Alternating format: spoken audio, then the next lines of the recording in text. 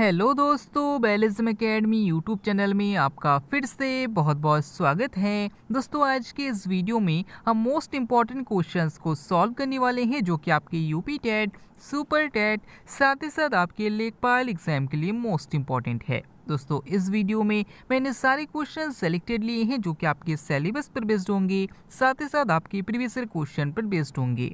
तो वीडियो को ध्यान से देखिएगा और वीडियो के लास्ट मुझे ज़रूर बताइएगा कि आज के इस वीडियो में आपके कितने क्वेश्चन सही हुए। तो बिना देरी करते हुए चलिए शुरू करते हैं सबसे पहले क्वेश्चन से। सबसे पहला क्वेश्चन है, किस मृदा का निर्माण नदियों द्वारा बहाकर लाने से होता है? ऑप्शन आपके सामने काली मिट्टी, ऑप्शन बी जलोढ़ मिट्टी, ऑप्शन सी लाल मिट्टी या फिर ऑप्शन डी लेटराइट मिट्टी। इसका सही आंसर हो जाएगा ऑप्शन बी जलोढ़ मिट्टी। दोस्तों, याद रखिएगा कि जो जलोढ़ मिट्टी होती है इसका निर्माण नदियों द्वारा बहाकर लाए गए कचड़े से होता है। अगर आपसे पूछा जाता है कि किस मिट्टी का निर्माण लावा प्रवाह से होता है तो याद रखिएगा काली मिट्टी का निर्माण होता है। अगर आपसे पूछा जाता है कि किस मिट्टी में कपास की खेती बहुत अच्छी होती है तो याद रखिएगा काली मिट्टी में होती है। अगला क्वेश्चन, वायुमंडल की सबसे ठंडी परत कौन सी है? ऑप्शन आपके सामने समताप मंडल, ऑप्शन बी मध्य मंडल, ऑप्शन सी क्षोभ मंडल या फिर ऑप्शन डी आयन मंडल। इसका सही आंसर हो जाएगा ऑप्शन बी मध्य मंडल। दोस्तों, याद रखिएगा कि जो वायुमंडल का मध्य मंडल है ये सबसे ठंडी परत है। इसका तापमान लगभग -80 डिग्री सेल्सियस से -100 डिग्री सेल्सियस तक होता है। अगला क्वेश्चन, सूर्य के सबसे निकटतम तारा कौन सा है? ऑप्शन आपके सामने साइरस, ऑप्शन बी ध्रुव तारा, ऑप्शन सी चंद्रमा या फिर ऑप्शन डी प्रोक्सिमा सेंचुरी।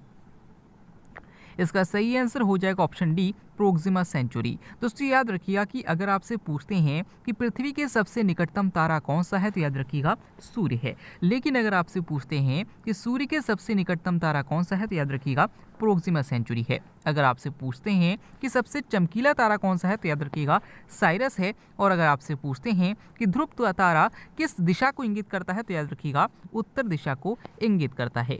अगला क्वेश्चन, इनमें से किसे अपघटक में नहीं रखा गया है? ऑप्शन आपके सामने जीवाणु, ऑप्शन बी विषाणु, ऑप्शन सी कवक या फिर ऑप्शन डी इनमें कोई नहीं।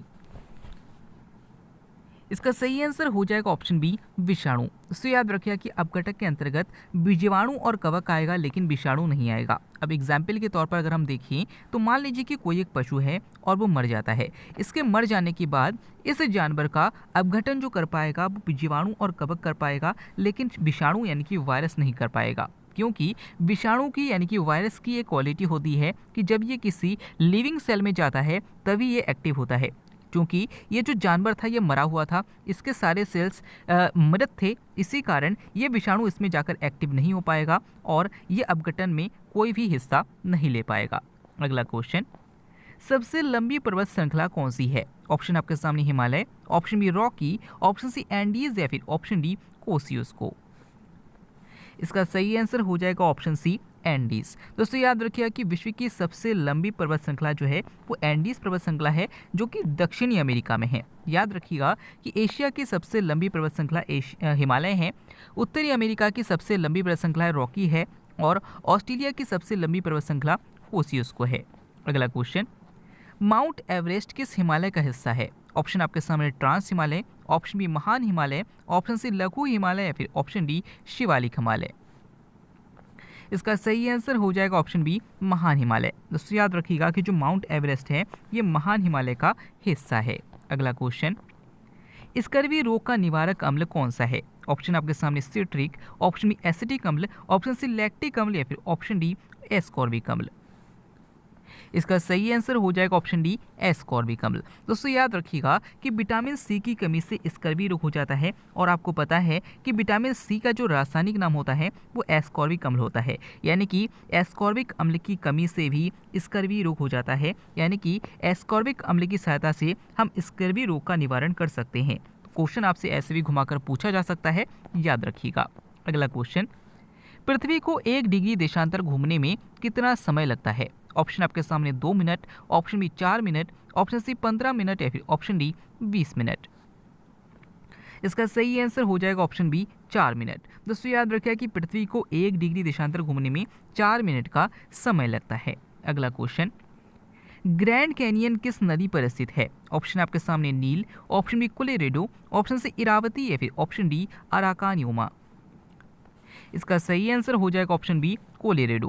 दोस्तों याद रखिए कि ग्रैंड कैनियन का मतलब होता है बहुत गहरा गड्ढा।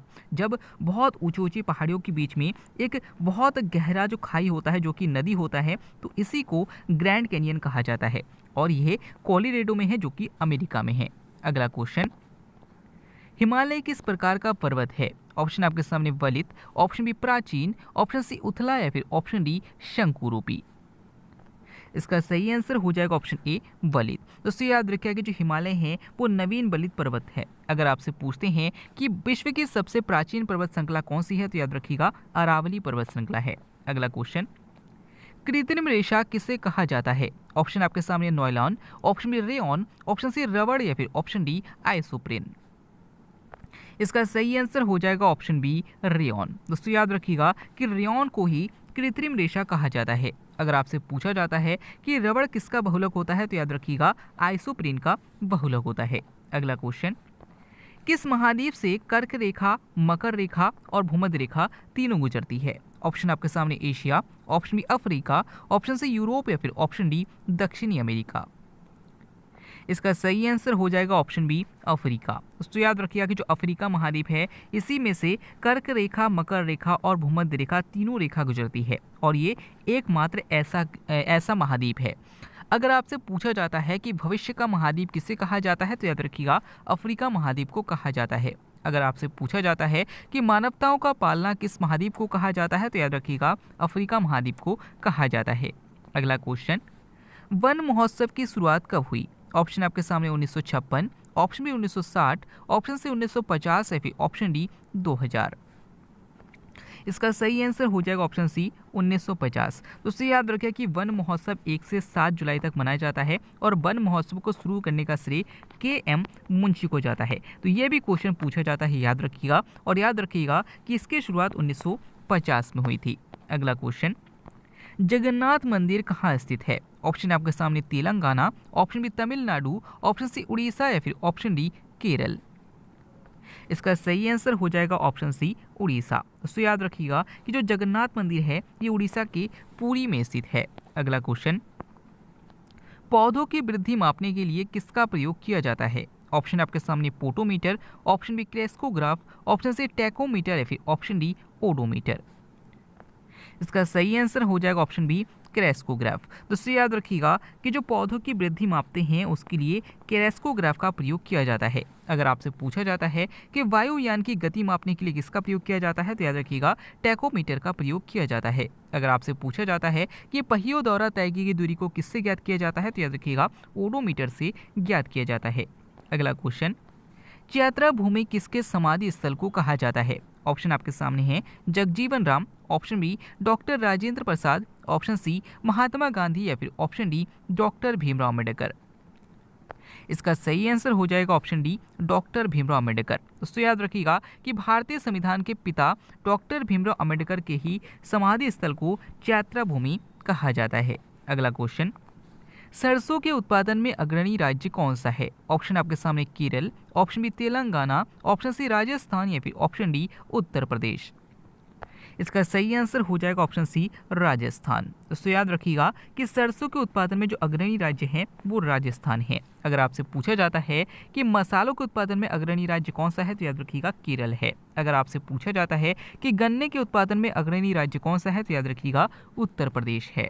अगला क्वेश्चन, भारत की सबसे लंबी नहर कौन सी है? ऑप्शन आपके सामने शारदा नहर, ऑप्शन बी इंदिरा गांधी नहर, ऑप्शन सी कुनार नहर या फिर ऑप्शन डी गोकुल बैराज नहर। दोस्तों इस क्वेश्चन के आंसर आपको मैं कमेंट कर बताना है। आज के वीडियो में आपके कितने क्वेश्चन सही हुए, साथ ही साथ आज का वीडियो आपको कैसा लगा कमेंट बॉक्स में जरूर बताइएगा। अगर आप फेसबुक पेज और टेलीग्राम ग्रुप को ज्वाइन करना चाहते हैं तो डिस्क्रिप्शन में लिंक दिया गया है, वहां से आप ज्वाइन कर सकते हैं। मिलते हैं अगले वीडियो में, तब तक के लिए देखते रहिए, सीखते रहिए।